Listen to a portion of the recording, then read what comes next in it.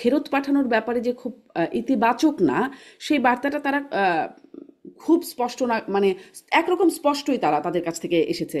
আহ, আপনি আসলে এই আহ্বানকে আপনি কিভাবে দেখেন? এরকম আহ্বান তো আসলে বাংলাদেশের পক্ষ থেকে আসছেই, ভারত এটাকে কিভাবে নেবে? আমাদের নিরাপত্তা উপদেষ্টা খলিলুর রহমান ভারতে গিয়ে এ বিষয়ে কথা বলেছেন কিনা, বা তিনি যে বলছেন মানে বাংলাদেশ হাই কমিশন থেকে যে বলা হচ্ছে গুরুত্বপূর্ণ বিষয়ে আলোচনা হয়েছে, সেই বিষয়গুলো কি বিষয়ে, এই বিষয়টা তার মধ্যে আছে কিনা, জানেন কিনা, আপনার বিশ্লেষণ? ধন্যবাদ আপনাকে। ধন্যবাদ শামীম হায়দার সহ আজকে যারা শুনছেন। আমি আহ, নাহিদ ইসলাম যে প্রশ্ন করেছে বা যে বিষয়টা তুলেছে, এটা তো রাজনৈতিক অঙ্গনের একজন ব্যক্তি হিসাবে তার স্বাভাবিক। কারণ শেখ হাসিনাকে এখানে একটা রায় প্রকাশিত হয়েছে, যেহেতু তার আহ একটা সাজা হয়েছে। স্বাভাবিকভাবেই তারা রাজনৈতিক প্রতিপক্ষ যারা আছে তারা তো চাইবে যে ভারত তাকে হস্তান্তর করা হোক। কিন্তু ভারত শুরু থেকেই বিষয়টাকে আহ, তেমন পাত্তা দিয়েছে বলে তো আমাদের কাছে মনে হয় না। কারণ ভারত যে তাদের যে স্টেটমেন্ট দিয়েছেন, সেখানে যে শব্দ প্রয়োগ করেছে যে নোটেড, মানে হুম, যে শব্দ অবগত আমরা আছি। বলি না, যে হয়েছে এক ঘটনা আমরা হুম, শুনছি, তার মানে কি? তার মানে তোমাদের কাজ, তোমরা তোমাদের মতোই আমরা এটাকে এত গুরুত্ব দেওয়ার প্রয়োজন মনে করছি না। এবং একটা লাইন তারা যে রাষ্ট্রীয়ভাবে যে স্টেটমেন্ট দিয়েছে, সেখানে উল্লেখ করে দিয়েছে যে আমরা সব ভারত প্রতিবেশী হিসাবে আমরা যে সব অংশীদার যারা আছে তাদের সবার সাথে এনগেজমেন্টের কথা বলা আছে। এখানে বলা হয় নাই যে সরকার হিসাবে শুধু সরকারের সাথে তার এনগেজমেন্ট, সে অংশীদার যারা আছে, বাংলাদেশের জনগণের এই শব্দটা আছে এখানে। হুম, বাংলাদেশের জনগণ বলতে এখানে সব রাজনৈতিক দলকে সে বুঝিয়েছে, তার মানে সেখানে আওয়ামী লীগকেও বাদ দেওয়া হয়নি। তো সবার সঙ্গে আলোচনা করে দেন তার ডিসিশন আছে। আর ভারত থেকে পাঠানোর মতো তো কোনো বড় ধরনের কোনো আহ হাতিয়ার আমাদের কাছে নাই, একমাত্র এক্সট্রাডিশন ট্রিটি ছাড়া। যে প্রত্যর্পণ চুক্তি যেটা, তো সে প্রত্যর্পণ চুক্তিতে কিন্তু এমন এমন শর্ত আছে যেগুলো দিয়ে ভারত আহ, দেখাতে পারে যে শেখ হাসিনাকে তাদের হস্তান্তর না করলেও কিছু আসে যায় না। কারণ এগুলা জাতিসংঘ মানবাধিকার আহ, যে আইন আছে, তার সাথেও কিন্তু এগুলার অ্যালাইনমেন্ট আছে, একই একই হুম, ধরনের কথাবার্তা। যেমন প্রথম তাই 3 নম্বর যে বিষয়টা আর্টিকেল এই এই চুক্তির আছে, যে যদি হয় যে যাকে কনভিকশনে ফেলে দেওয়া হয়েছে, যে কনভিক্টেড পার্সন যদি তার রাজনৈতিক প্রতিপক্ষ দ্বারা, মানে একটা এক ধরনের আহ প্রতিহিংসামূলক যদি ইয়ে হয়ে থাকে, এই যে রায় হয়ে থাকে, তাহলে সেখানে তাদেরকে হস্তান্তরের প্রশ্ন আসে না। তারপরে আছে অনেকগুলো ক্লজ আছে, তার বিচারটা ঠিক মতো হয়েছে কিনা। আরেকটা যেটা আছে, সেখানে তো একেবারেই আসার সম্ভাবনা সেখানে দেখি না। উনি যদি রাজনৈতিক আশ্রয় প্রার্থনা করেন, উনি যদি সেখানে রাজনৈতিক আশ্রয় প্রার্থনা করেন, সেটা তো কোন কালে শেষ হবে তার কোনো পাত্তা নাই। তো সব ইন্টারপোলকে দেওয়া হয়েছে। ইন্টারপোলটা আজকাল হাস্যকর হয়ে গেছে, কাকে ধরে আনছে কখন আমার তো খুব মনে পড়ে না। তারপরে আমাদের সরকারের তরফ থেকে বলা হয়েছে আইসিসি, যেটা ইন্টারন্যাশনাল ক্রাইম কোর্ট, যেটা বা আন্তর্জাতিক ট্রাইব্যুনাল। যে, হুম, হ্যাঁ, ট্রাইব্যুনাল, অপরাধ জি। আদালত যেটা আছে, তার মাধ্যমে আনা হবে। তার মাধ্যমে কোথায় কোন দিন হয়েছে আমি দেখি নাই তারা যে এই ধরনের কাজ করে। তো সার্বিকভাবে শেখ হাসিনার প্রতি যে রায় যেটা হয়েছে, সেটা যেমন প্রশ্নবিদ্ধ হয়েছে মানবাধিকার লঙ্ঘনের প্রশ্নে, মানবাধিকার ওই জায়গায় যে শেখ হাসিনার বিরুদ্ধে মানবাধিকারের অভিযোগ উঠেছে, সেটা ঠিক আছে। কিন্তু উনি যে ন্যায় বিচার পান নাই, ওনার ওনার বিচারটা যে হতে পারে না তা না।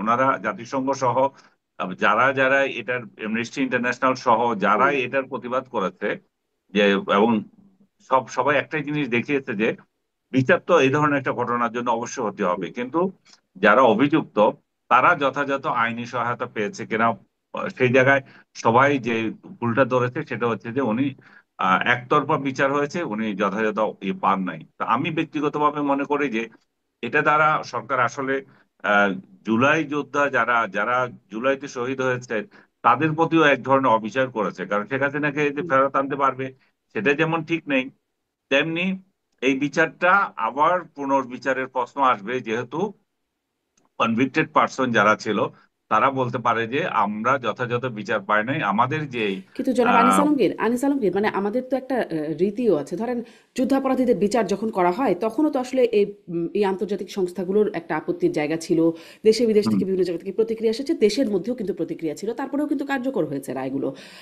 মানে হুম। তাতে তো সেই একটা রেয়াজ তো আছেই। না, আপনি কার্যকর হয়েছিল আপনার কাছে যখন আসামি আছে, হুম কনভিক্টেড হুম পার্সন তো আপনার কাছে নাই, এটা তো হুম পলাতক আছে। তো সেই হুম যদি সে প্রশ্ন যদি আপনি তুলেন, তাহলে হুম, চৌধুরী মঈনুদ্দিনেরও তো ফাঁসি হয়েছিল, সে কোথায়? হ্যাঁ, তাকে আনা গেছে? হুম, যেমন বঙ্গবন্ধু হত্যাকারী যারা এখনো বাইরে পালিয়ে আছে তাদেরকে আনা গেছে? তাদেরকে জি তো আনা জি যায় নাই। তো আমি সেই জায়গায় বলছি যে এই রায়টা শেখ হাসিনার তরফ থেকে যদি বলতে পারে যে আমি যথাযথ হুম বিচার পাইনি, আবার একই সঙ্গে এটা যারা যারা আহ, বিচার প্রার্থী যারা, তারাও বলতে পারে যে এই ধরনের রায় আমাদের কি উপকার হলো। এবং হুম এই জায়গায় আমি আরেকটা বিষয়, আহ, এখানে শামীম হায়দার আছে, উনি জানি না এই বিষয়টা ওনার নজরে এসছে কিনা। আরেকটা বিষয় হচ্ছে, আপনি খেয়াল করে দেখেন, যেই বিচারটা হলো সেই বিচারে যে আরেকটা দুর্বলতা হচ্ছে যে শেখ হাসিনা, কামাল এবং হুম, আহ, পুলিশ সাবেক আইজিপি, প্রধান, হুম হ্যাঁ, হুম আইজিপি, তাদের তিনজনের এখানে সাজা হলো এবং বিচার হলো কোথায়, কিসে কিসে? আপনার সাভারে আশুলিয়ায় একটা হত্যাকাণ্ডে, হুম, তারপরে চাঙ্কারপুল হত্যাকাণ্ডে, তারপর ওই যে ও ইয়েতে আপনার রংপুরের যে হত্যাকাণ্ডের কথা আবু বলা হলো, সাইদ, হুম, হ্যাঁ, আবু সাইদ হত্যাকাণ্ড, বুসাইড। এই এবং পাঁচটা অভিযোগ তাদের বিরুদ্ধে আনা হলো। এই সমস্ত ইয়েতে হত্যাকাণ্ডের নির্দেশদাতা হিসাবে শেখ হাসিনাকে অভিযুক্ত করা হলো। আপনি যদি আইনের দৃষ্টিতে দেখেন, এটাও তো এক ধরনের মানে মানে কি ধরনের আইন যে এখন তাদের তাদেরকে যারা রিয়েলি হত্যা করেছিল তাদের বিচার হচ্ছে আলাদা করে, এই হত্যাকাণ্ডগুলোতে যে সমস্ত পুলিশ হুম অংশগ্রহণ করেছিল তাদের এই ট্রাইব্যুনালে আবার বিচার হচ্ছে। তার মানে হুম, একটা ইস্যুতে কয়বার বিচার হতে পারে? এটা তো একসঙ্গে বিচার হতে পারতো, জি। যে আনিস আলমগীর, যার যার। আপনি হ্যাঁ, আইনি কিছু প্রশ্নও তুলছেন, আপনি মানে আইনি প্রশ্নও তুলছেন আমি আইনি ন্যায্যতার প্রশ্ন প্রশ্নে। তুলছি, আপনি এটা আমি একদম একদম জি ভ্যালিড। বিষয়টা হচ্ছে যে কারণ এক মামলায় আসামিদেরকে আপনি আলাদা আলাদা করে বিচার করতে পারেন নাই। আশুলিয়া, চাঙ্কারপুল এবং এই যে পাঁচটা অভিযোগে আপনি ধরলেন, হুম, এবং বিচার করলে তো বিচার বিচার করে জাতিকে দেখাতে হবে।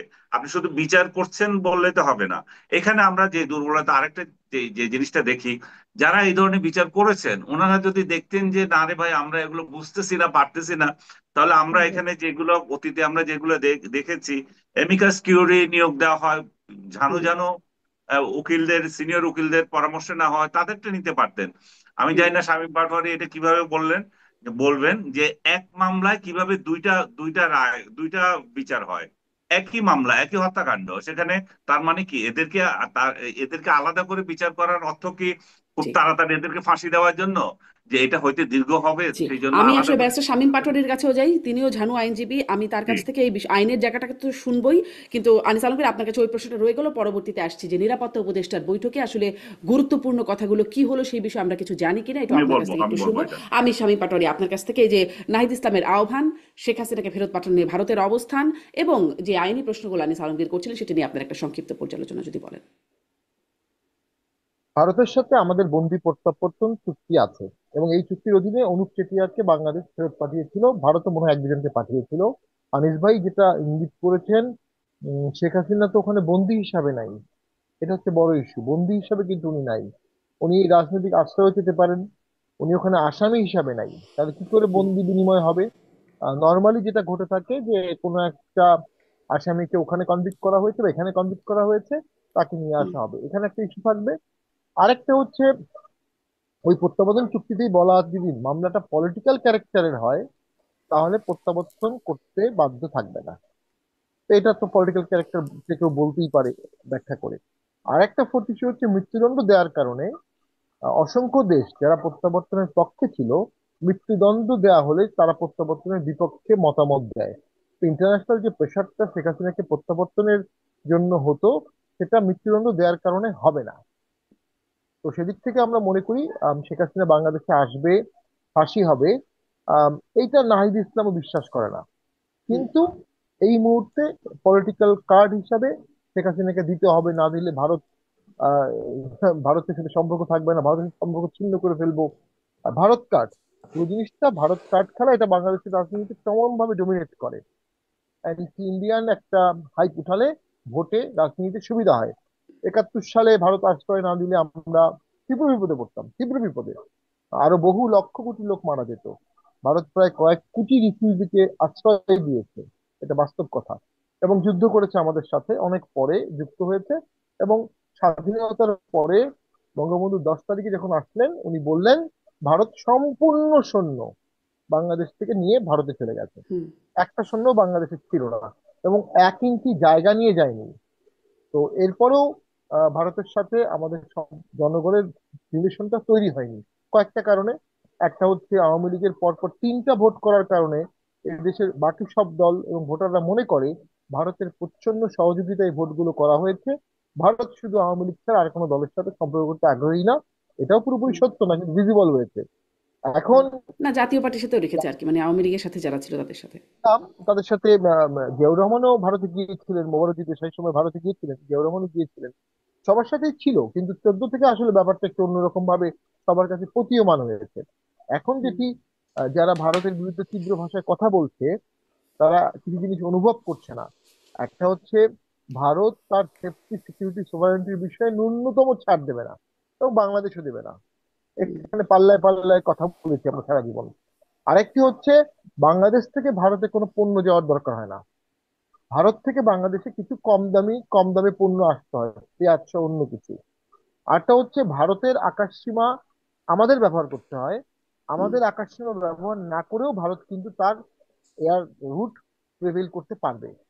এবং এই অর্থনৈতিক কারণগুলো এত বেশি প্রিপন্ডারাস, এত বেশি কম্পেলিং, দেশপ্রেমিক কোনো মানুষ ভারতের সাথে অকারণে যুদ্ধ বা বাতানুবাতে অংশগ্রহণ করবে না। শেখ হাসিনা থাকা পর্যন্ত ব্যাপারটা একরকম ছিল, এখন শেখ হাসিনা নাই।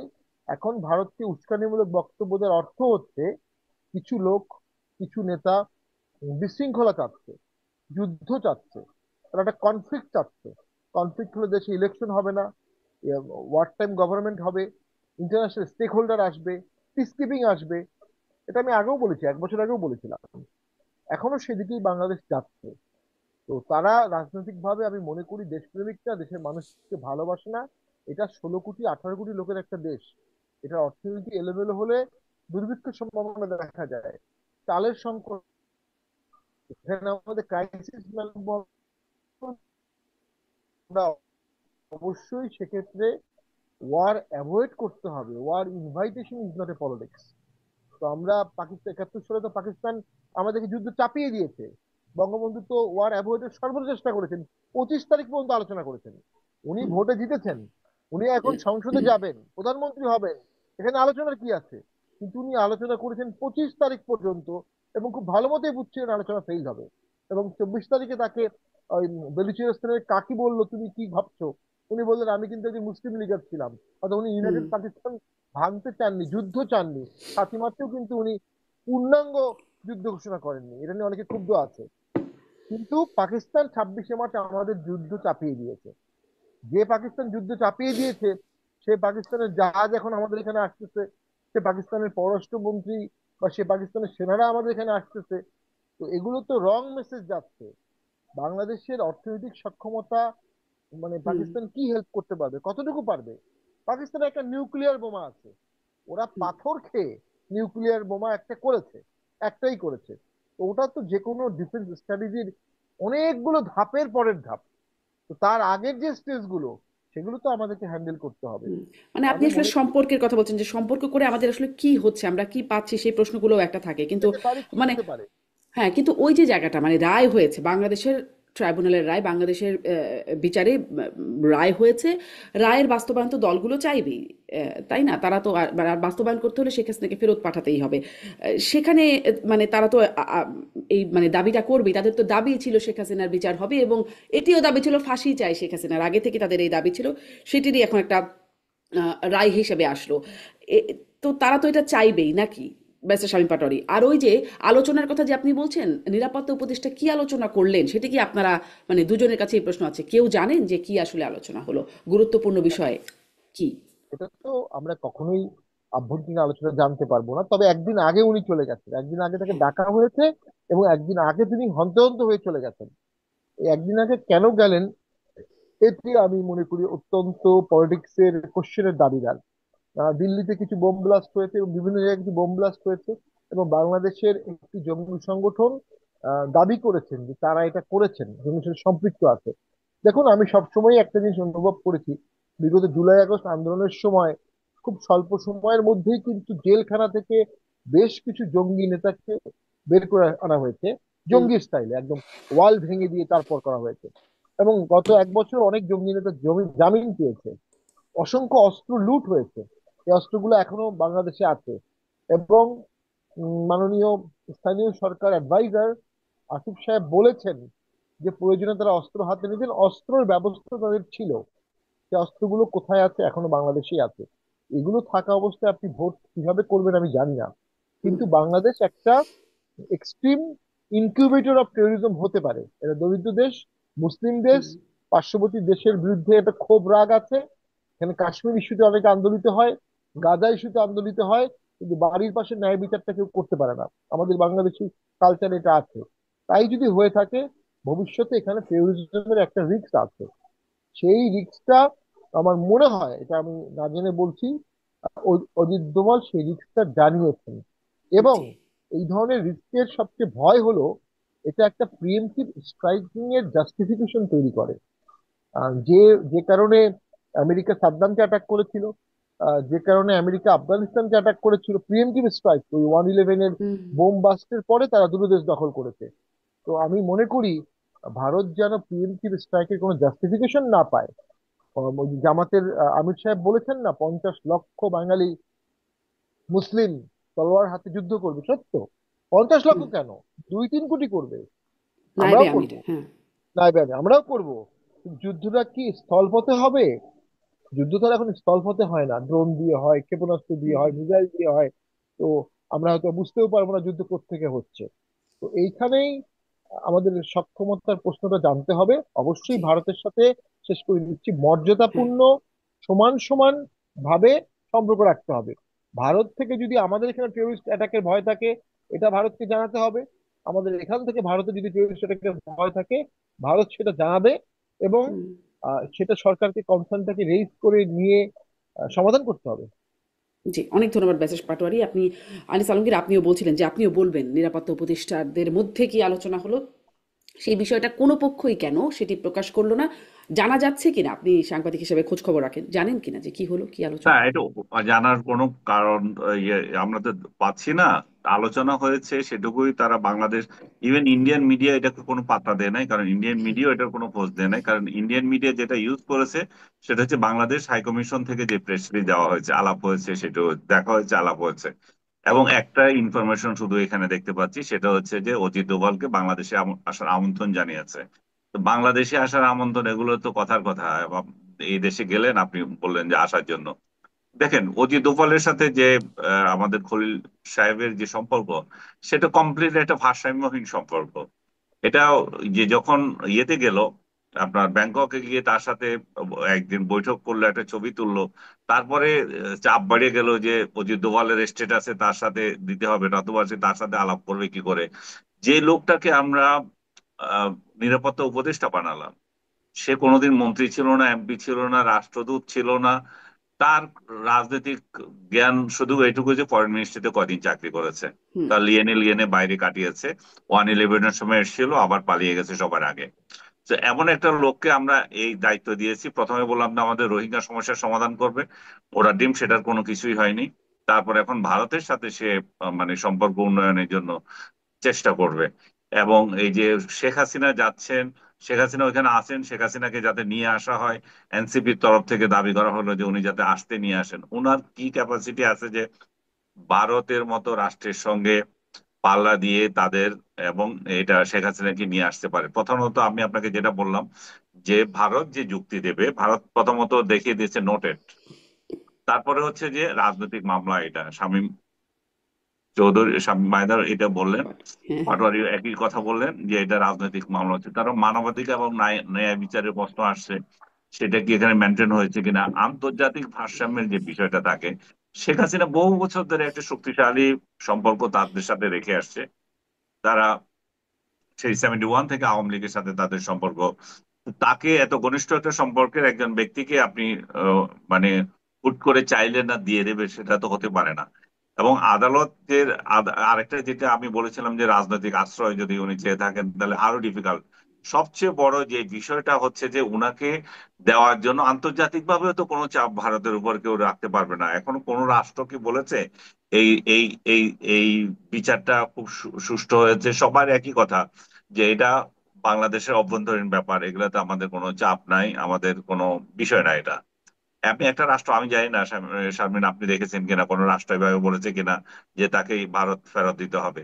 তো ভারতের উপর কোনো চাপই নাই। ভারত এমন একটা রাষ্ট্র, তো সে কি কারণে এটা ফেরত দিবে বা শেখ হাসিনাকে পাঠাবে, সেটা কোনো যৌক্তিকতা নাই। এবং খলিল সাহেব সেখানে অবশ্যই যখন বৈঠক হয় উনি এটা বলতে পারেন বাংলাদেশের তরফ থেকে যে আমরা যেহেতু তার পিছিয়ে হয়ে গেছে আমরা তাকে ফেরত চাই। আপনি বলেছেন কিনা আমি জানি না, বাট অনুমান করি যে বলতেই তো পারেন, বললে তো কি আসে যায়। তো সেটা হয়তো উনি বলেছেন, কিন্তু ভারতের যে কনসার্ন সেটা একদম প্রকাশ্য ওদের মিডিয়াতে যেভাবে আসছে, সেটা হচ্ছে বাংলাদেশে ঘন ঘন পাকিস্তানি জেনারেলরা সফর করছে, বাংলাদেশে ঘন ঘন পাকিস্তানের মৌলবাদী নেতারা সফর করছে, এবং বাংলাদেশের সাথে ইন্ডিয়াতে যে বোম বাস্টিং হলো কয়েকদিন আগে, সেটার সাথেও তাদের মিডিয়া বাংলাদেশকে জড়াতে চাচ্ছে। বলা হচ্ছে বাংলাদেশকে ব্যবহার করে পাকিস্তান এই কাজ করছে। তো তারা সেই সময় আমি আমি আমি বিশ্বাস করি যে অজিত দোভাল এই যে খলিল সাহেবকে এক গাদা অভিযোগ সেটা ধরিয়ে দিয়েছে, এগুলা সমাধান করেন। এছাড়া জি। আর ওনার কাছ থেকে আর কোনো বার্তা পেয়েছেন আমার মনে হয় না। আর আমরাও তো বসে রই নাই যে অজিত দোভাল বাংলাদেশে আসবে।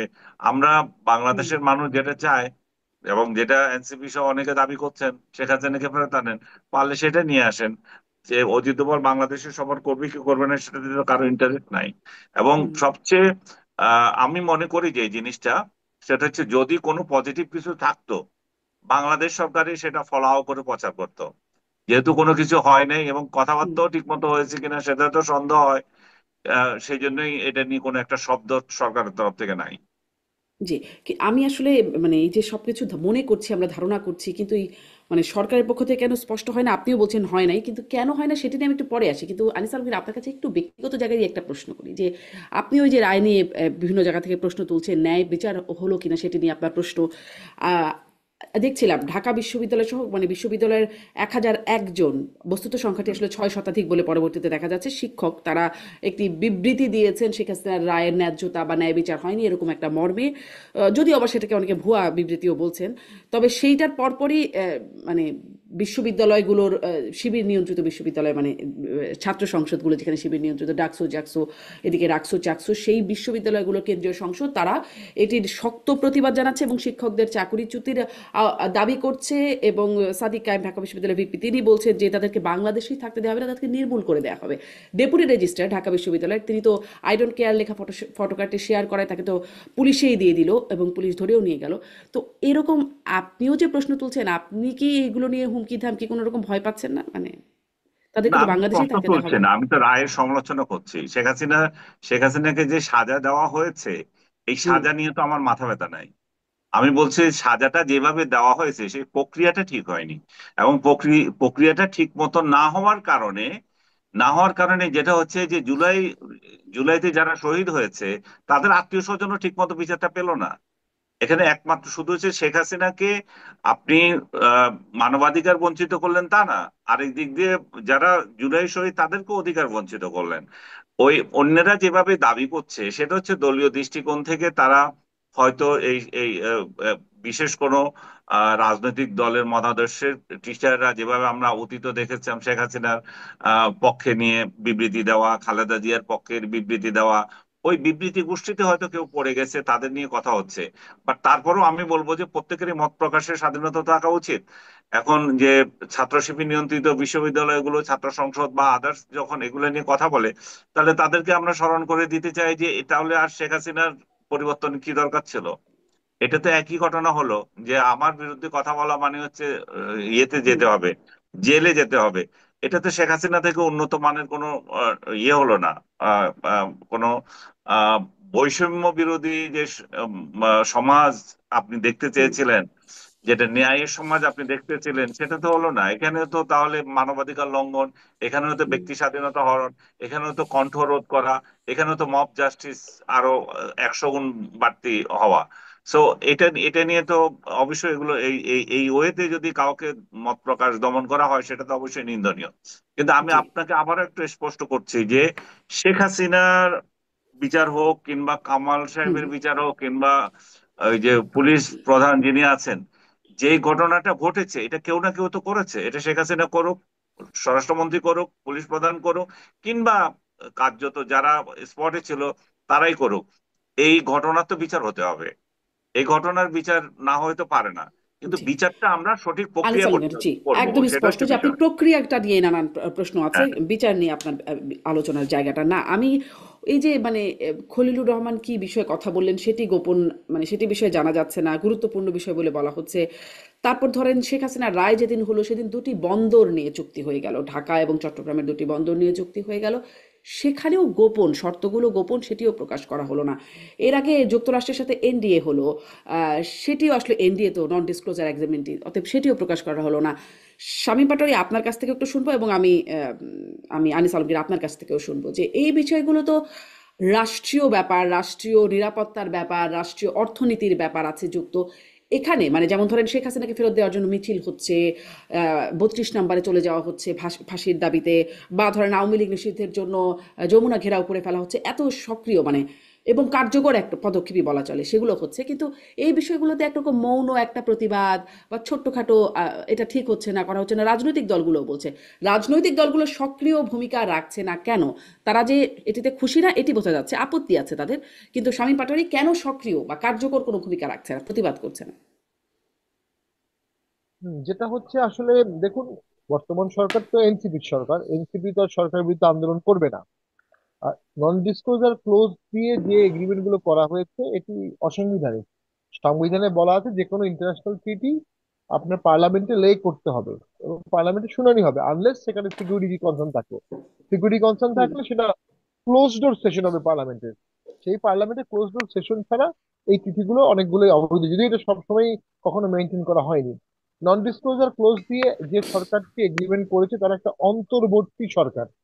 তারা কিন্তু কোনো কেয়ারটেকার সরকার না, ইলেকটেড সরকার না। তাদের নির্বাচন প্রধান কাজ। তারা সংস্কারকে এখানে নিয়ে আসছে, সাথে বিচারকে নিয়ে আসছে। হুম কিন্তু রাষ্ট্রকে বেঁধে ফেলবে, রাষ্ট্রকে 30-35 বছরের জন্য বেঁধে ফেলবে, এরকম কোনো লোন, এরকম কোনো এগ্রিমেন্ট অবশ্যই এই সরকারের করা উচিত না। কারণ তারা জনগণের কাছে দায়বদ্ধ না। অন্যান্য সরকার জনগণের কাছে দায়বদ্ধ, ভোটের সময়, ভোটের আগে, ভোটের পরে। এই সরকার হুম তো আর ভোট ভোট করবে না, এই অন্তর্বর্তী সরকার তো আর ভোটে দাঁড়াবে না। তো তার দায়বদ্ধতা কিভাবে আসলো? কিন্তু ব্যাপারটা পাঠালে দায়বদ্ধতা যদি না থাকে। আমার প্রশ্নটা কিন্তু এখানে আপনার কাছে, সরকার হয়তো ভালো বুঝছে, হয়তো ভালো হতেও পারে, হয়তো আছে নানান রকম, কিন্তু আমার প্রশ্নটা এখানে যে রাজনৈতিক দলগুলো, আপনি বলছিলেন জনগণের কাছে জবাবদিহিতা নাই, জনগণের দ্বারা নির্বাচিত না বা সামনে নির্বাচনও করবে না, কিন্তু রাজনৈতিক দলগুলোর কাছে তো তাদের একটা জবাবদিহিতা আছে, কারণ তাদের দ্বারা মানে এই সরকার এসেছে, তাদের সবার সম্মতিতে, যারা এখন সক্রিয় আছে দেশে, আপনারাও অবশ্য আছেন, আপনাদেরও ছিল সেই সময় সম্মতিতেই এই সরকারটা হলো। তো এইখানে রাজনৈতিক দলগুলো কেন সক্রিয় ভূমিকা পালন করছে না? তাদের, যেটি আমি বলছিলাম, সবার সাথে আমি কথা বলেছি, বিভিন্ন দলের সাথে, তাদের একটা মৌন আপত্তির জায়গা আছে, তারা বলছেন এটি উচিত না, এই সরকার এটা করতে পারে না, কিন্তু কেউ কার্যকর কোনো ভূমিকা কেন নিচ্ছে না বা প্রতিবাদ কেন করছে না? প্রতিবাদ করছে না কারণ রাজনৈতিক দলের মধ্যে বিএনপি, তারা মূলত একটা ভোট করতে চাচ্ছে, যে কোনো মূল্যে তারা মনে করছে একটা ভোট করতে পারলে তাদের সকল সমস্যার সমাধান হবে।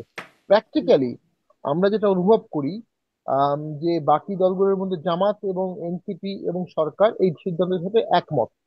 ইনফ্যাক্ট হুম তারা একত্রে এই কাজটি করেছে, আমার যেটা মনে হয়। এবং অনেক বিষয়ে আমরা দেখতে পাই জামাত, এনসিপি এবং সরকারের মধ্যে একটা ভালো যোগসূত্র আছে, আর সাথে এবি পার্টিও আছে।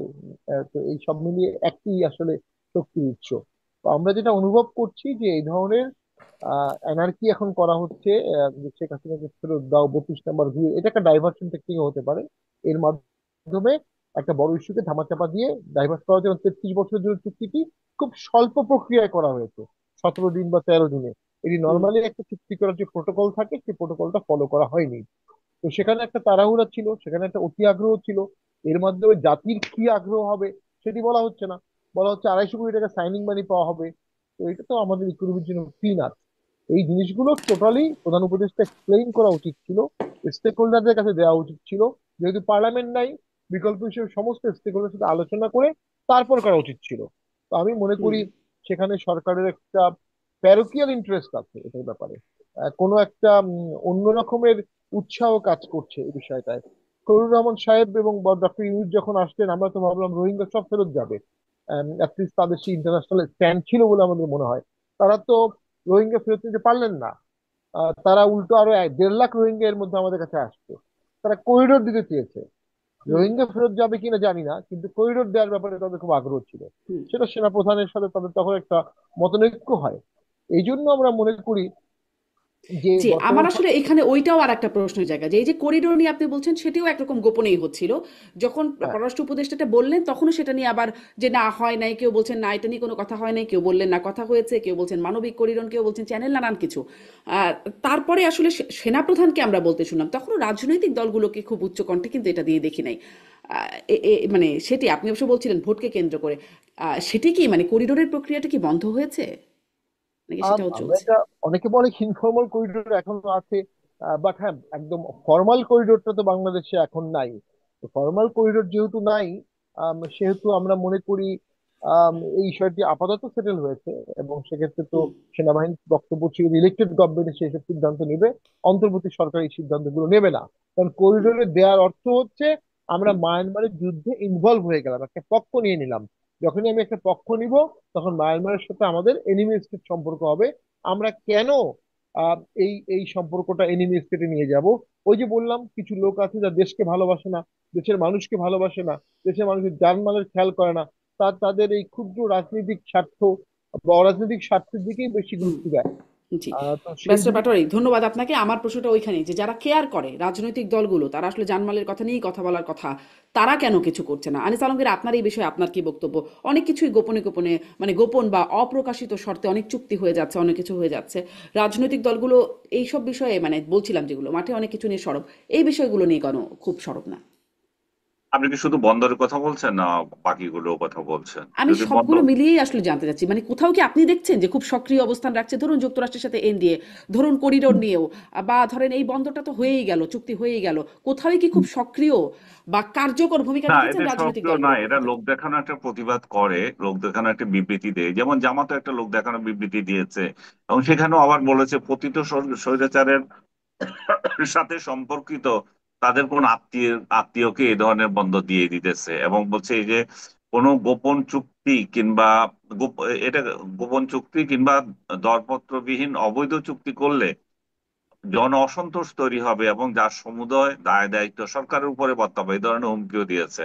কিন্তু হুম তারা আবার তিনটা প্রস্তাব দিয়েছে, সেটা হচ্ছে যে এটা হলে অবশ্য ভালো হতো, যে দেশীয় ব্যবস্থায় বন্দরের উন্নয়ন সম্পন্ন করা, প্রয়োজন হলে দক্ষ এবং অভিজ্ঞ বিদেশি জনবল নিয়োগ করা, আর যেটা বলা হয় যে এই যে উন্নত মানের যন্ত্রপাতি যাবতীয় যেগুলো কেনা হয় সেগুলো যাতে এখানকার লোক যারা অপারেশনের দায়িত্ব থাকে তাদেরকে শেখানো, এই সমস্ত জিনিসগুলো। মূল বিষয় হচ্ছে যে এটা টেন্ডার ছাড়া হয়ে গেছে, এবং এটা স্বৈরাচারের সাথে সম্পর্কিত কাকে জানিয়ে দিচ্ছে জামাত সেটা নিজেরাই জানে, কারণ তারপরেও বলতে ওদের এত ভয়। তো বিএনপিরও এই ধরনের একটা বিবৃতি আমি দেখেছি, আপনি যেটা বলেছেন সেটাই, এবং এটাতে আপনি দেখেন ওই বিবৃতি দেওয়াটাই শেষ, এরপরে তাদের কোনো বক্তৃতা নাই, হুম বক্তব্য নাই। তার মানে তারাও আসলে তারাও তারাও ক্ষমতায় থাকলে হয়তো দিত। তাদের হয়তো যন্ত্রণাটা তখন তাহলে এই জায়গায় হচ্ছে যে আমরা তো কদিন পরে ক্ষমতায় যেতাম, দিলে আমরা দিতাম, তোমরা কেন দিচ্ছ? এই জন্য হয়তো রাগ লাগছে। কিন্তু মূল প্রিন্সিপালের জায়গায় তাদের যে কোনো বিরোধ আছে সেটা তো দেখতেছি না। বিরোধ যদি থাকতো তাহলে তো তারা তো বলতো এটা আমরা প্রতিরোধ করব, প্রতিহত করব। ডক্টর ইউনূসের সরকারের সেই বৈধতা নাই, তার জনভিত্তি নাই, এবং জন রায় নাই যে এই ধরনের বিদেশের সাথে এই ধরনের চুক্তি করা, যেখানে নির্বাচনের আছে মাত্র 70 দিনের মতো বাকি। হুম তো এত তাড়াহুড়ো কিসের? এত টেন্ডার ছাড়া কেন দিতে হবে, এবং এত দ্রুততার সাথে কেন দিতে হবে? তাও তাও সবকিছুর উপরে আপনি যদি দেখেন গোপনে কেন দিতে হবে? এই চুক্তিটা যে হচ্ছে দেশের জনগণের অর্ধেকে বেশিরভাগ জনগণই জানে না। এবং যেদিন এই চুক্তি করা হচ্ছে সেদিন শেখ হাসিনা রায় পড়তেছে আর এখানে কন্টিনেন্টাল হোটেলে এই হুম চুক্তি হইতেছে, এবং এদিকে 32 নম্বর ভাঙার একটা আয়োজন করে দিচ্ছে, পুরো মিডিয়ার পুরো চোখ এখানে রেখে দেওয়া হয়েছে যাতে কন্টিনেন্টাল ঘেরাও করার মতো তিনটা লোকও পাওয়া না যায়। তো হুম তার মানে কি দাঁড়াচ্ছে? তার মানে হচ্ছে যে এখানে কিছু না কিছু কিছু না কিছু স্বার্থ রয়ে গেছে। বিদেশিদেরকে বন্দর দিয়ে দেওয়ার জন্য ডক্টর ইউনূস তো 2006 সালে যখন নোবেল পুরস্কার পেয়ে আসলেন, তখনই বলেছেন যে বন্দর যদি দিয়ে চট্টগ্রাম বন্দর দিয়ে দেন, বিরাট বিরাট কিছু হয়ে যাবে, দেশে উন্নয়নে ভেসে যাবে। এবং প্রথম আলো আপনি যদি দেখে থাকেন যে সেই লিড স্টোরি এখন একটু ভাইরাল হয়েছে, যে 2006 সালে উনি যে বক্তৃতা দিয়েছিলেন বন্দর দিয়ে দেওয়ার জন্য। তো উনার তাহলে মাথার মধ্যে বন্দর রয়ে গেছে আজ থেকে 20 বছর আগে থেকে, এই বন্দর দিয়ে দিতে হবে। উনি ক্ষমতা পেয়ে সেটাই বাস্তবায়ন করছেন। এবং উনার সারগ্রেদরা যারা আছে তারা উনার উনার পরামর্শই করছেন। ওনার পরামর্শ ছাড়া তো তাহলে এটা হয়নি। এখন উনি কেন এই দেশকে কিভাবে দিয়ে দিচ্ছেন অন্যের হাতে, সেটা আবার একটা বিষয় হচ্ছে যে এটা কি অলাভজনক কিনা, এটা উনি দিয়ে কি দেশের মহা ক্ষতি করছে কিনা। তো মহা ক্ষতি করছেন, লাভ কি করতেছেন সেটাও তো উনি জনগণকে বুঝাতে পারছেন না। লাভটা কি সেটা যদি উনি প্রকাশ্যে জনগণকে বুঝাতে পারতেন, চুক্তির শর্ত কি সেটা যদি জনগণের কাছে ডিসক্লোজ করতেন, তাহলে এখানে বোঝা যেত যে স্বচ্ছতা আছে, এখানে ওনার ভালো নিয়ত আছে। রাজনৈতিক দলগুলো হয়তো হুম, ক্ষমতায় এসে এইগুলো করবে না, সেই জন্য উনি নিজ থেকে আগে থেকে করে ফেলছেন। যেভাবে উনি হুম, সংস্কার করছেন, রাজনৈতিক দলগুলোর উপর কোনো বিশ্বাস নাই, সংস্কার করছেন, সনদ করছেন, সনদ করে করে এই ঠুটো জগন্নাথ একটা পার্লামেন্ট বানাবেন, সেই পার্লামেন্টের লোকজন যাবে বসবে এবং উনি যা করে গেছেন এগুলোকে হুম, হ্যাঁ হ্যাঁ করবেন। এছাড়া তো জি। আমি অন্য কিছু দেখছি না।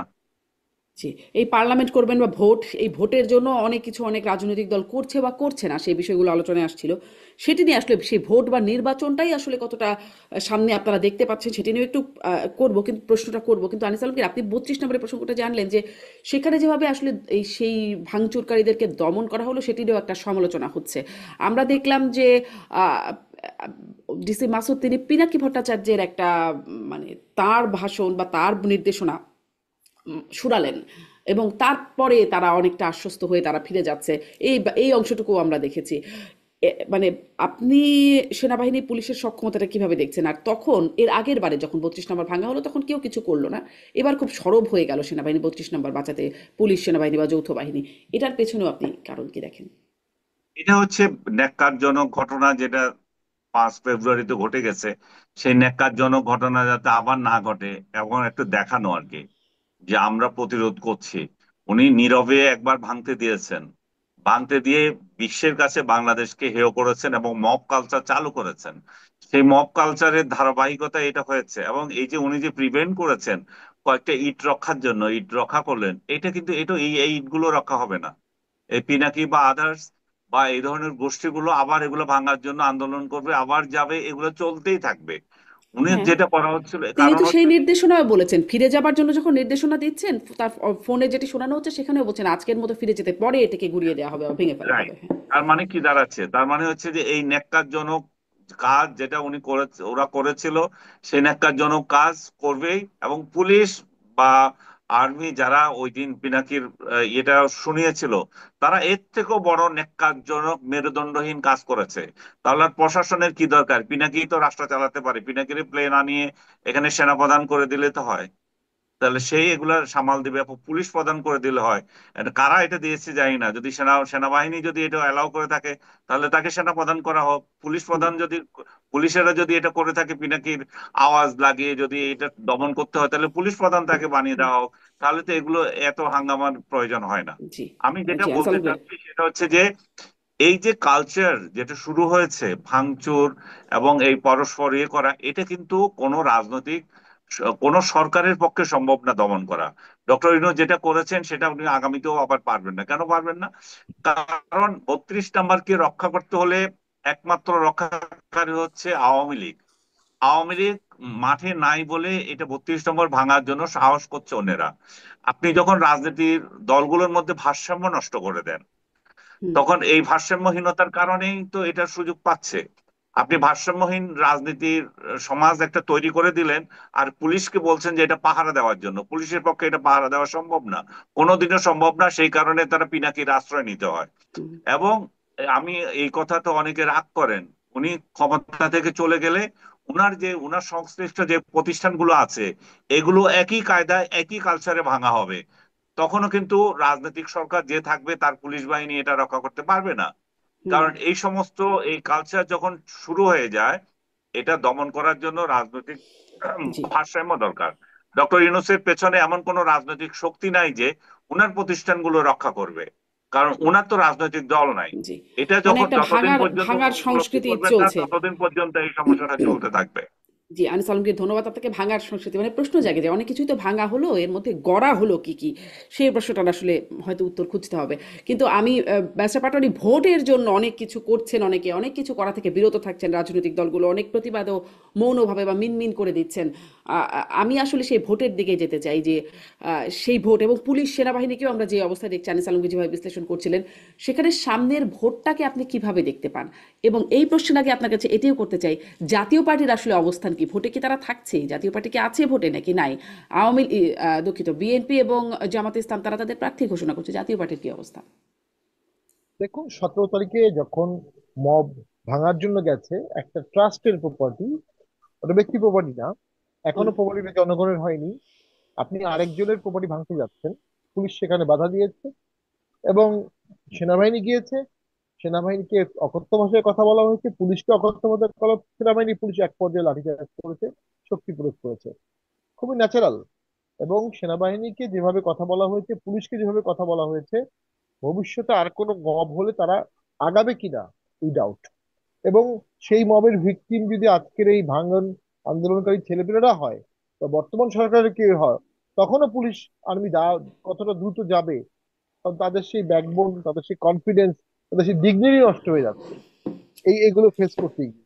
এবং দেখেন ডিসি মাসুদ একটা কথা বলেছে, তাকে আবার সেই কথাটা কত এক্সপ্লেইন করে আবার ব্যাখ্যা করতে হলো যে কেন বলেছে। হুম, তো এইখানে তো রাষ্ট্র দুর্বল হয়ে গেল, সরকার দুর্বল হয়ে গেল। আপনি ঠিক ভোটের সময় এটা চিন্তা করেন, কোনো একটা জায়গায় এমন কেউ জিতে যাচ্ছে যেটা এদের পছন্দ হচ্ছে না, এরা ঠিক এরকম একটা সিন ক্রিয়েট করছে এবং পুলিশ প্রশাসন হেজিটেট করছে। এই হচ্ছে দেশের এখন পরিস্থিতি, ল অ্যান্ড অর্ডার যে অবস্থায় আছে। ভোট, সুষ্ঠু ভোটের কোনো সম্ভাবনা নেই, সম্পূর্ণ একটা পাতানো ভোট হতে পারে। এবং সেই পাতানো প্রশাসন সাজানো হয়েছে, সেখানে সমস্যা একটাই, সমস্যাটা হলো জাতীয় পার্টি। জাতীয় পার্টি 40 বছরের পুরনো দল, 9টা ভোট করেছে। জাতীয় পার্টি যদি ভোটে ভোটে দাঁড়ায় এবং শক্তিশালী ভাবে দাঁড়ায়, তাহলে অনেকের ভোটের হিসাব মিলছে না। এই জায়গাতেই সবাই জাতীয় পার্টিকে বাদ দিতে চাচ্ছে। যেমন জাতীয় পার্টি থাকলে বিএনপি একটি স্পেস পাবে, যে বিএনপি কে বলা যাবে না যে আমরা ভোটে যাব না, তখন বিএনপি বলবে তোমরা গেলেও জাতীয় পার্টি আছে। তো ওই ওই জায়গায় বিএনপির সাথে দর কষাকষি কমে যাবে। আবার অনেকের ভয় আছে মধ্যপন্থার ভোটগুলো, আওয়ামী লীগের ভোটগুলো জাতীয় পার্টিতে আসতে পারে। যদিও আওয়ামী লীগ আমার ধারণা ভোট প্রতিহত করবে, ভোট হুম। কাউকেই দিবে না। এই সমস্ত বিচারে জাতীয় পার্টিকে সংলাপে ডাকা হলো না। নির্বাচন কমিশন তার শপথ ভঙ্গ করলেন। আর নির্বাচন কমিশন শপথ নিয়েছেন তিনি স্বাধীনভাবে কাজ করবেন, তো ইয়াতে বলা আছে, সংবিধানে বলা আছে, এবং ব্যক্তিগত ইন্টারেস্টে ঊর্ধ্বে। এখন উনি কি করলেন? 42টা বা 43টা দলকে ডাকলেন, আর 7টা দলকে ডাকলেন না। উনি কিভাবে এটাকে ডিভাইড করলেন, কোনটাকে ডাকবেন কোনটাকে ডাকবেন না? উনি নিবন্ধিত সবাইকে ডাকা উচিত ছিল। অমুক হুমকি দিয়েছে, অমুক মব করবে, এটা বলেছে নির্বাচন কমিশনের সচিব পর্যন্ত বলেছে যে আমরা এটা নিয়ে বললে মবের কি হবো।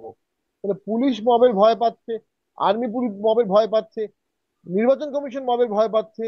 তাহলে তো সরকারটা তো গণপ্রজাতন্ত্রী মব সরকার হয়ে গেছে, মব প্রজাতন্ত্রী সরকার হয়ে গেছে। তাই যদি হয়ে থাকে, তাহলে ভোট কিভাবে হবে? জাতীয় পার্টি সেই ভোটে যাবে কিনা, সেটা ইয়েট টু সি। আমরা অবজার্ভ করছি কি ঘটে, কিভাবে কি যাচ্ছে।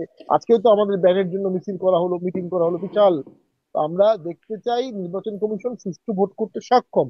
নির্বাচন কমিশন যদি লেজে গোবরে মার্কা একটা ভোট করে ফেলে, তাহলে সেটা 14 থেকেও খারাপ হবে, এবং সেই সরকারের পরিণতিও 14 সরকারের থেকেও খারাপ হবে। তো জি, সেই ফাঁদে কিছু রাজনৈতিক দল পা দিচ্ছে, বুঝে না বুঝে। এবং আপনারা সরকার, কি এটা আপনারা আমাদের কি জন্য মানে কোন দিকে পা দিচ্ছেন? আপনারা কি কোনো দর কষাকষিতে আছেন? আপনারা কি নির্বাচনের জন্য প্রস্তুতি নিচ্ছেন? মানে আপনাদের কি কি করছেন এখন? আমরা নির্বাচনের জন্য প্রস্তুত। আমাদের প্রার্থী কিছুদিন আগেও ভোট করেছে, তার আগেও করেছে, আগেও করেছে। আমাদের শক্তিশালী জায়গাগুলোর প্রার্থী নিশ্চিত করা আছে। কিন্তু আমরা আমাদের প্রার্থী, আমাদের পোলিং এজেন্ট, আমাদের কর্মীদেরকে হাত পা বেঁধে সাঁতার কাটতে পুকুরে ফেলে দিতে পারি না। বর্তমান সরকার এবং নির্বাচন কমিশন জাতীয় পার্টিকে হাত পা বেঁধে নিয়ন্ত্রিত ভোটে অংশগ্রহণ করার জন্য আহ্বান জানাচ্ছে, যে জাতীয় পার্টি ভোট করতে কোনো বাধা নাই, কিন্তু আমরা ওদেরকে ডাকবো না, কথা বলবো না, আমরা ওদেরকে ডাকলে মবের ভিকটিম হব। তো ভোটের সময় তারা বলবে যে ওদের মার্কা তো আছে ব্যালটে, জনগণ দিলে দেবে, না দিলে না দিবে, ওদেরকে যদি মারা হয় ওদেরকে কি করা হবে। তো আমরা আমরা নিজেরাও যখন মাঠে যাচ্ছি, আমি নিজে দিনাজপুরে গিয়েছিলাম, সেখানে আমাদেরকে প্রোগ্রাম করতে দেয়নি। কেরানীগঞ্জে গেছি, দেখি ওসি সাহেব নিজে তালা দিয়ে দিয়েছে অডিটোরিয়ামে। ময়মনসিংহে প্রোগ্রাম, হলরুম সব দেয়া আছে, আগের দিন সবাই না করছে, করা ঠিক হবে না নিরাপত্তা জনিত কারণে।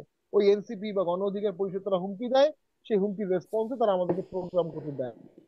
আমাদের গণতান্ত্রিক অধিকার ক্ষুণ্ণ হচ্ছে। তাহলে আমরা মনে করি এই পরিবেশে ভোট সুষ্ঠু হওয়ার কোনো আলামত আমরা দেখছি না। যদি তাই হয়ে হুম, থাকে, তাহলে সেই ভোটটা আমরা অংশগ্রহণ করব কিনা সেটা হুম, পার্টি ফোরামে আমরা আলাপ করব।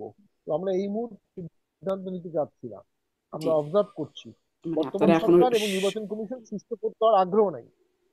জি, ধন্যবাদ ব্যারিস্টার শামীম পাটোয়ারি। আমি আনিস আলমগীর আপনার কাছে ভোট সুষ্ঠু হওয়ার লক্ষণ আপনি কতটা দেখছেন? হ্যাঁ, সজীব অজিত জয় সাবেক প্রধানমন্ত্রীর পুত্র তিনি একরকম বার্তা বা একরকম হুমকি দিয়ে রেখেছেন যে তাদের যদি নিষেধাজ্ঞা তোলা না হয়, তাদেরকে যদি নির্বাচনে অংশগ্রহণ করতে না দেওয়া হয়, তাহলে কর্মীরা সহিংস হতে পারে, এরকম একটা বার্তা তার আছে। এর আগেই কিন্তু জানিয়েছে নির্বাচন কমিশন যে 67% কেন্দ্র ঝুঁকিপূর্ণ। তার উপরে আছে গণভোট নিয়ে, সেই ভোটের দিন নাকি আগে, এটা নিয়ে এখনো দ্বন্দ্ব কাটে নাই। এবং বিএনপির পক্ষ থেকে অনেকেই, সিনিয়র নেতাদের অনেকেই আসলে গণভোটের নায়ের পক্ষে একরকম বক্তব্য দিচ্ছেন, আলোচনা করছেন। আম, তো সবকিছু মিলিয়ে সামনে ভোটটা কেমন হবে বলে মনে হচ্ছে? আপনি যে প্রশ্ন করেছেন সবগুলোতে মধ্যেই তো এই তথ্য রয়ে গেছে। প্রথমে আপনি বললেন যে সহিংসতা হওয়ার সম্ভাবনা আছে, কারণ সজীব ওয়াজেদ জয় যেটা বলেছেন, এবং সেটা স্বাভাবিক। আপনি যখন আমার দলকে সারফেসে রাজনীতি করতে না দেন, তাহলে তো আমি দলে রাজনীতি করব, নিষিদ্ধ রাজনীতি করব, সেই জায়গায় তো সহিংসতা আসবেই। কারণ তখন আপনি কাকে ধরবেন? আপনি যদি তাদেরকে প্রকাশ্য রাজনীতি করতে দিতেন, কারা এই আহ্বান জানাচ্ছে, কারা অন্যায় করছে, তাদেরকে ধরতে পারতেন। এখন কাকে ধরবেন?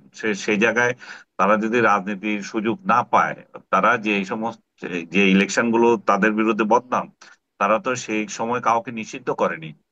কেউ ইলেকশন অংশগ্রহণ করেছে কি করে নাই সেটা প্রশ্ন ছিল, কিন্তু তারা কোনো রাজনৈতিক দলকে নিষিদ্ধ করেনি, ইলেকশনে করতে পারবে না। কিন্তু এই সরকার যদি নিষিদ্ধ করে, তাহলে তারা সেই রিভেঞ্জ তো নেওয়ার জন্য তাদের মতো করে প্রস্তুত নিতেই পারে। সেই জায়গায় মানে বলার মুক্ত সরকারের থাকে না তখন। আরেকটা বিষয় হচ্ছে যে ঝুঁকিপূর্ণ, এত শাশ্বত আমার মনে হচ্ছে তার থেকেও বেশি হবে। কারণ একতরফা ইলেকশন হচ্ছে, কোনো ভারসাম্য নাই, রাজনৈতিক ভারসাম্য নাই। এখানে আওয়ামী লীগ থাকলে বিএনপি কে ঠেকাইতো, বিএনপি থাকলে আওয়ামী লীগকে ঠেকাতো।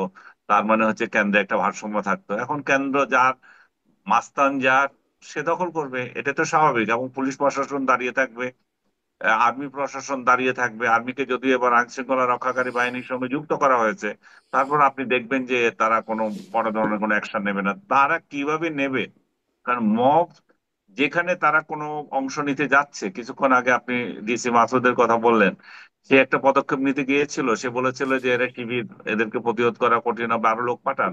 সেটা তার বদনাম হয়ে গেছে, এবং শেষ পর্যন্ত সেই বদনাম গুছানোর জন্য তার একটার পর একটা বয়ান দিতে হচ্ছে, এবং পিনাকির বয়ান পর্যন্ত তাকে চালাতে হচ্ছে। এই যদি হয় পরিস্থিতি, তাহলে প্রশাসন কিভাবে ভোটের বাক্স রক্ষা করবে? এবং ভোট বাক্স রক্ষা না করা মানে তো হচ্ছে যে এখানে নিরপেক্ষ নির্বাচন হচ্ছে না। আপনি 47টা রাজনৈতিক দলের সঙ্গে বৈঠক করলেন, বাকি 7টা রাজনৈতিক দলের সাথে করলেন না, জাতীয় পার্টি সহ, ওয়ার্কার্স পার্টি, জাসদ, এদেরকে বাদ দিয়ে করলেন। এখন আবার বলতেছেন যে সংলাপে অংশ না নিলেও তোমরা রাজনীতি ইয়ে করতে পারলে, ইলেকশন করতে পারবে। শামীম হায়দার খুব ভালো করে বলেছিল, আপনার পা হাত বেঁধে আপনাকে যদি বলা হয় সাঁতার কাটার জন্য, আপনি কিভাবে করবেন? এবং আমি দেখতে পাচ্ছি যে শুধুমাত্র আওয়ামী লীগ নয়, আওয়ামী লীগের সঙ্গে জাতীয় পার্টি এবং এই বাকি দলগুলো অংশ না নেবে, এখানে অংশ নেবে না। তারা সুযোগ পেলেও অংশ নেবে না। এবং অংশ না নিয়ে তারা এই নির্বাচন যে একটা ফার্সিক্যাল ইলেকশন, এটা যে একপাক্ষিক নির্বাচন, সেটাই তারা প্রমাণ করার জন্য আগামীতে চেষ্টা করবে। এবং এই নির্বাচিত সরকার কয়দিন চলে, তখন সে প্রশ্ন তোলা হবে। সরি।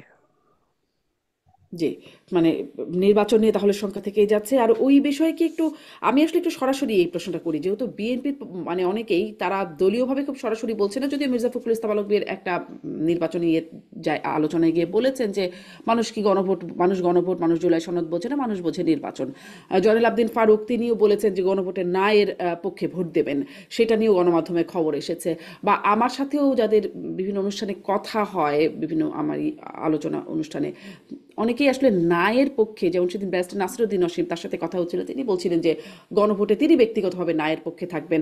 আমি আপনাদেরকেও যদি জিজ্ঞেস করি, আনিস আলমগীর, আপনি আসলে কি গণভোটে কোন পক্ষে থাকবেন?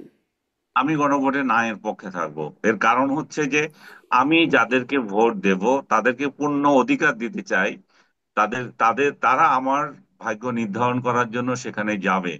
আমি তার সংসদ সদস্য হিসাবে তার বিবেক সে যাতে খাটাতে পারে সেটা দেব। আর কারণ আরো একটা কারণ হচ্ছে যে যে পদ্ধতিতে ভোট হচ্ছে সেটা তো একটা মানে উদ্ভট ধরনের। আমার হুম, আমার হুম। দুইটা জি পছন্দ হচ্ছে, আমি আর দুইটা অপছন্দ হচ্ছে, সেই জায়গায় আমার জন্য ডিফিকাল্ট এখানে হা বলা। সো জি আমি না ভোট দেব তার মানে যে এই প্রক্রিয়াটাকে আমি অপছন্দ করছি বা সংস্কার কর্মসূচি যেগুলো নেওয়া হয়েছে সবগুলোর ক্ষেত্রে আমার আপত্তি আছে তা না।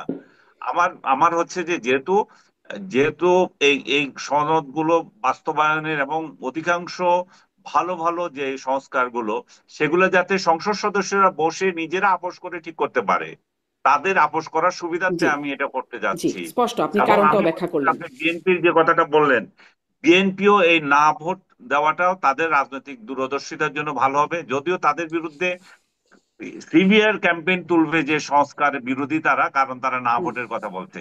তারা যদি এটা বুঝাতে পারে যে না আমরা এই জন্যই করছি, আমরা নিজেরা গিয়ে ঠিক করব কোনটা ঠিক থাকবে আর কোনটা থাকবে না, না মানি সংস্কার বিরোধী না, না মানি আমরা সনদের বিরোধী না, আমি নিজেও পার্সোনালি না মানি সনদের বিরোধী না, জি না মানে হচ্ছে এই পদ্ধতিটা যে পদ্ধতিতে যেতে চাচ্ছে সেটাতে আমি মনে করি না যে আমার অধিকার এখানে জি প্রতিষ্ঠিত আনিস হচ্ছে, আলমগীর আমার একদম অধিকার স্পষ্ট, আপনি তাতে আপনি প্রতিষ্ঠিত হচ্ছে। সনদের পক্ষে, সংস্কারের পক্ষে, কিন্তু এই গণভোটের প্রক্রিয়ায় আপনি না ভোট দিচ্ছেন। আমি ব্যারিস্টার পাটোয়ারি আপনার কাছে এই প্রশ্নই একদম সংক্ষেপে, আপনি আসলে গণভোটে কি কোন পক্ষে ভোট দেবেন, হ্যাঁ না নাকি অনেকে না, আবার এটা বয়কটের হ্যাঁ না, কথা বলছেন? না এটা তো আমাদের পার্টি ফোরামের সিদ্ধান্ত হবে ভোটের আগে আগে, তখন আমরা পূর্ণাঙ্গ সিদ্ধান্ত নিতে হবে। গণভোট হবে কিন্তু সংবিধান অ্যামেন্ডমেন্ট পার্লামেন্টে পাশ হবে। পার্লামেন্ট পাশ হওয়ার পর যখন গণভোটে যাবে, যদি বেসিক স্ট্রাকচার অ্যামেন্ডমেন্ট করতে হয় রাষ্ট্রপতি অ্যাসেম্বলির আগে গণভোটে যাবে। পার্লামেন্ট পাশ হওয়ার আগে গণভোট করা হচ্ছে, এটা কিন্তু আমাদের সংবিধানে নাই। এটা আনা হয়েছে জুলাই সনদ অর্ডারে। তাহলে মানে জুলাই সনদ, সংবিধানে নাই এমন অনেক কিছুই তো এখন হচ্ছে, তাই না? এমন অনেক হচ্ছে তো। কিছু হচ্ছে যেগুলো আনঅ্যাভয়েডেবল। যেমন একটা সরকার লাগে, এই জন্য সরকারটা করা হয়েছে। যেটা অ্যাভয়েডেবল, যেটাকে আপনি সংবিধানের মধ্যে করতে পারবেন, সেটাকে আপনি সংবিধানের বাইরে কেন করবেন? ডক্ট্রিন অফ নেসেসিটি তো ওখানে অ্যাপ্লিকেবল হবে না। তো আমাদের সংবিধানে এখন গণভোট নাই, গণভোট আসবে। আগে যেটা ছিল সেখানে যেভাবে গণভোট বলা আছে সেভাবে গণভোট হতে হবে। জুলাই সনদ দিয়ে গণভোট করা হচ্ছে, জুলাই সনদকে সংবিধানের উপরে দেওয়া হচ্ছে, সংবিধানের আর্টিকেল 7 এর উপরে দিয়ে দেওয়া হচ্ছে। হুম। এটার কোনো এই যে এটা কিম্ভূত কিমাকার একটা জিনিস হয়ে যেতে পারে, এই চেতনাটাই নষ্ট হয়ে যেতে পারে। আর নির্বাচন কমিশন, ওনারা কোনো পারিবারিক বিবাহের দাওয়াত দিচ্ছেন না।